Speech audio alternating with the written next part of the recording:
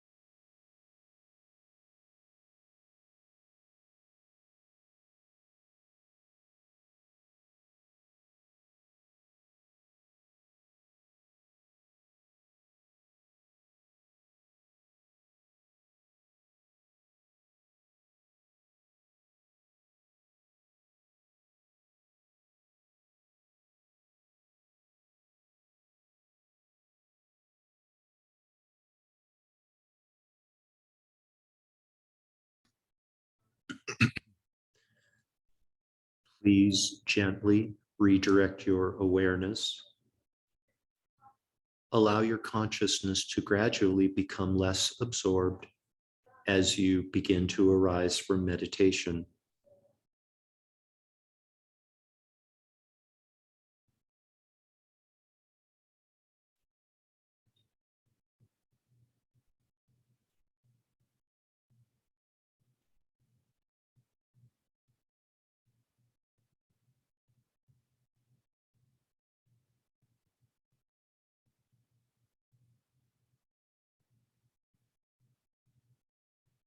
We dedicate all of the merit from this morning's meditation to world peace. May all beings without exception be completely free from all forms of mental and physical suffering. May all beings without exception be happy, peaceful, contented, and free. And we make special dedications this morning for the following: Andre Jordan, Ed Wilmot, John and Karen Wickersham, and Teresa Meehan.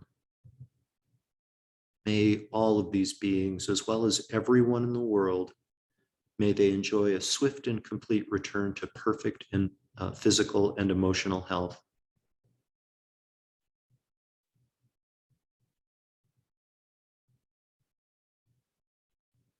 Completely fill up your belly and lungs with air, and when you're ready, you can open your eyes and bring your meditation to an end.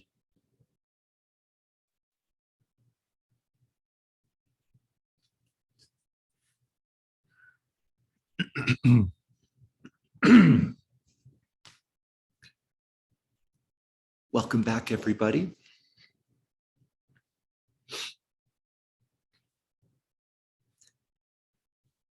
So that technique that I shared with regard to linking your breath to your object of meditation, or rather linking your object of meditation to your breath, this isn't about changing the object of your meditation from sensations that you observe to the breath. We're not changing the object of meditation. And we're not adopting a second object of meditation for a particular practice. That is to say, we're not going back and forth between sensations and the breath and like trying to keep them both at the same time, going back and forth. That's kind of what we're trying to avoid, is a distracted mind that goes from object to object. No, it's just more subtle. It's a subtle recognition that in kind of the subtle recognition within your subconscious, almost just this subtle recognition that your breath is linked to your object of meditation, and just deciding that it's so. And then another recognition, but you're never going to stop breathing. So because the breath is linked to your object of meditation, you won't lose your object of meditation, or at least not as quickly as you might otherwise. So give it a try, please. See if it works for you. And of course, feel free to experiment with other techniques that you might find beneficial. And if you're not sure if those techniques are advisable, feel free to reach out to me and ask me. The one thing I can't claim to be any more realized than anybody else. The one thing that I will acknowledge is that I've made every mistake there is to make. So you guys have the benefit to learn from my mistakes. So thinking a little bit about gratitude this morning. I think you all know that I'm a big proponent of gratitude practice. The benefits are great. And for those of you who do have a gratitude practice, whatever that looks like, whether it is maintaining a gratitude journal and making entries on a frequent basis, or having a gratitude partner that you communicate with and share your objects of gratitude, or if it's sort of less structured, just like walk around, you're living your life, right? noticing people, places, situations, and inanimate objects to be grateful for. Whatever it is, I believe it's a beautiful practice and really, really beneficial. For some of us, when we are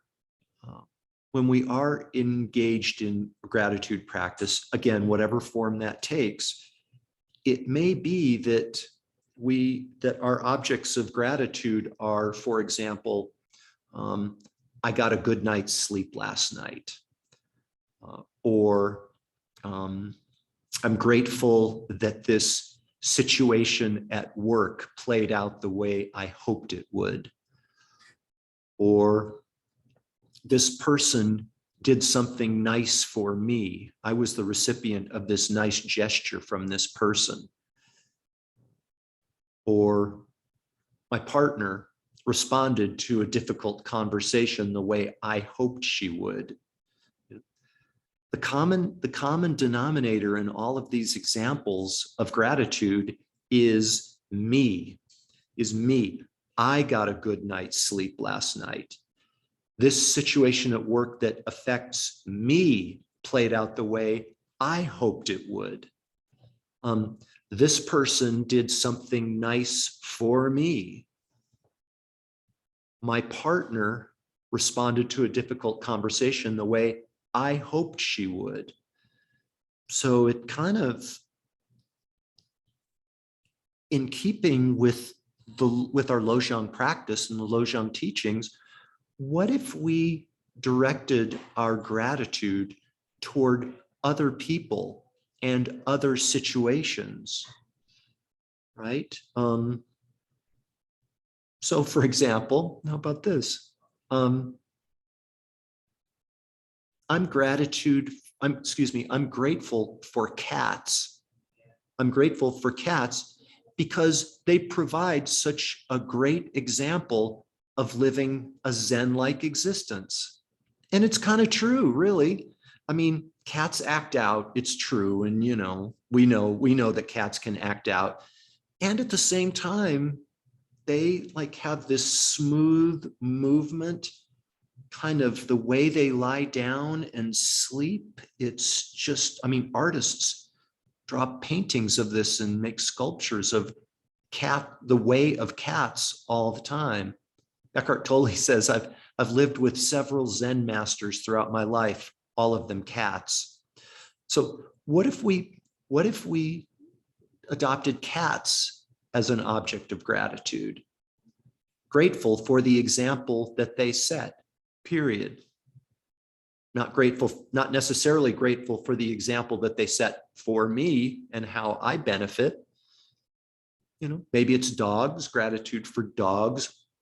So often, almost always, full of joy, the tail's wagging, Guess what? Dogs, I've never encountered a moody dog, right? Sometimes they get sick, sometimes they're out of sorts, but almost all the time, they respond with joy and equanimity and warmth. And that's to be grateful for, I think. Did you guys know that for a lot of Silver City schools, this is a week of spring break? How about gratitude for teachers? Bless the teachers for teaching our young people. Thank goodness there are people who can do it, because I know I can't. I couldn't be a middle school teacher. Oh my gosh. So the point here is kind of more to think about, more other focused rather than self-focused, more other focused objects of gratitude. Now, keep in mind that it's kind of a slippery slope, and I would invite you to watch your mind, because it might be tempting for us to say, I really am grateful for the public school teachers of this world, because they're educating our young people and they'll grow up to be educated adults. And that will make my life a lot easier being around a bunch of educated adults, right? No. We try to maybe move in a more selfless direction. And the upshot of this is that it dovetails perfectly into our practice of Lojong and our teaching of Lojong, because it is moving the object while still benefiting from this mental factor called gratitude.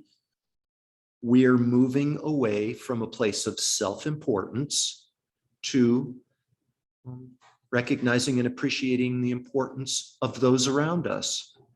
So perfectly complementary, this gratitude practice and our learnings of the teachings of Lojong. So I had one other topic that I kind of wanted to dive into, but I don't think there's enough time now. And one of my New Year's resolutions was not to try to fit 15 pounds of Dharma into a 10-pound bag. So we'll break a couple of minutes early this morning. Thank you for being here. Thank you for your practice. And I hope to see you all again soon. Thank you, Jeff. Thanks, Jeff. Thank you. Bye, you. everybody. Bye, everybody. Have a great day. Bye-bye.